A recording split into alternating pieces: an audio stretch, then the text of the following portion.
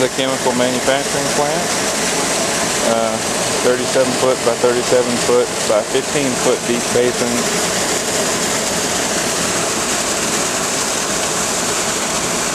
This is the retention lagoon, almost like an equalization tank. A little over, I believe it's a little over 1 million gallons. With another pond over there and another basin. We'll be using RM10. Anywhere between 150 to 300 pound treatments for a little over 100,000 gallons of water. After treatment, the water is sent to a fire pond that holds about 4.5 million gallons of water, and it is used for fire suppression for the plant, and water not used is then sent straight to a tributary behind that grove of trees. RM10 material. This is a dissolved air flotation unit. This is where the water will pass through for final particulate filtration prior to going to the fire pond. There's where water comes off the end and then goes down into the pond. This entire area here, the platform that we're on, is actually a decant tank. All the sludge is down inside of this pit from the DAF. What we'll be doing is pumping the sludge directly from those treatment basins into the DAF, or into the sludge holding tank, and bypassing the DAF altogether, other than for clean water to run through it. This is their current dewatering method. They're using a belt press. Works pretty good. Carbon steel. A lot of maintenance issues. As you can see, the rollers are rusting and whatnot. But does a decent job. Where the sludge will get mixed into that tank there with cationic and anionic polymers to thicken it up and then get pressed out onto this belt. Currently don't have any sludge in their dumpster here. So we're looking at replacing this with either a filter press or an Oberlin machine.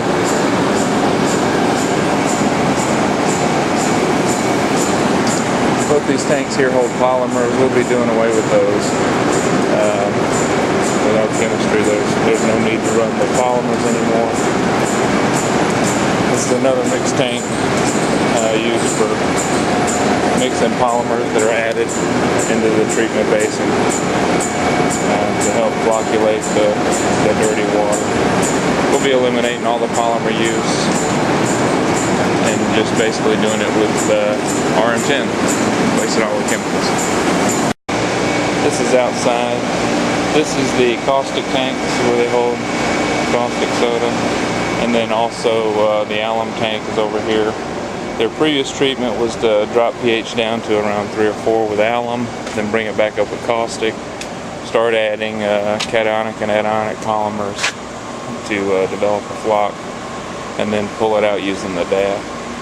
We'll basically add the RM10, create a flock, clean the water, decant the clear water through the DAF down to the fire pond, which is down there, and then pump the sludge directly from the treatment basin to the sludge holding area, that platform that I was on earlier. We're currently 15 minutes into a mix with 150 pounds of RM10. I'm not sure that in the video you can make out the flock. It's begun forming pretty good. To give a little broader overview of the bath, you can see where the flock begins to roll under. It looks like little fissures or small rivers in the water. That's something that you look at basically when the bath is being treated. You want to see some of that. That's showing that your water clarity is coming out, that we're pulling the latex and other things out of the water.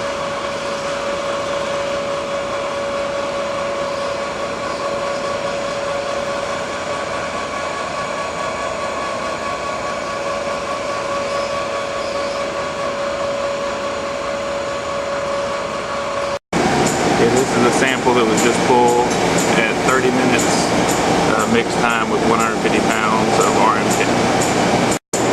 And we're now at 18 NTUs for turbidity, so we'll go ahead and shut the basin off and let the sludge settle to the bottom. The basin's below 18 on turbidity now. The entire process time from beginning of chemical addition to now to the start of the settling is going to be approximately 40 minutes. That allowed the flock to build, to be treated, to grab all of the stuff out of the water and to settle out. So what we'll do now is we just let this basin settle until the second basin is finished. Once it's finished running, this one will be ready to go, so all they have to do is switch a valve and start flowing water. And it'll take us about 6 hours to empty this, running approximately 100,000 gallons of water out of here in 6 hours.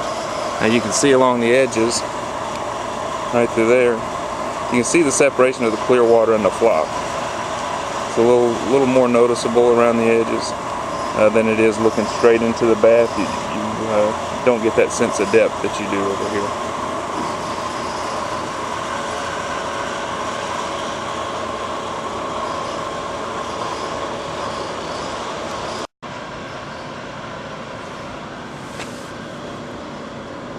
Now we do have some particulate that floats on top. In this case it doesn't matter because we're settling so far down that portion of it never gets to the decant valve.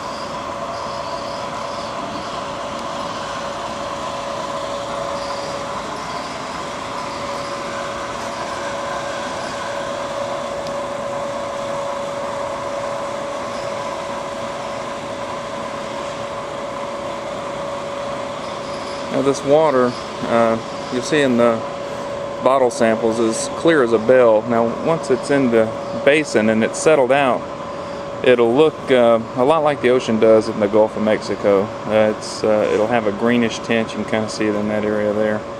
But don't let that fool you. It's actually very, very clear. Tap water is around a 4 to a 5 NTU, and this water here, once it's settled out, is actually probably going to be around a 10 NTU. So I mean, just very low turbidity, so it will look like tap water. Okay, now we're running the water out of that south basin that we just treated with RM10. It's settled for probably about 2 hours. You can see the clarity. A little bit of soap in it, but not bad.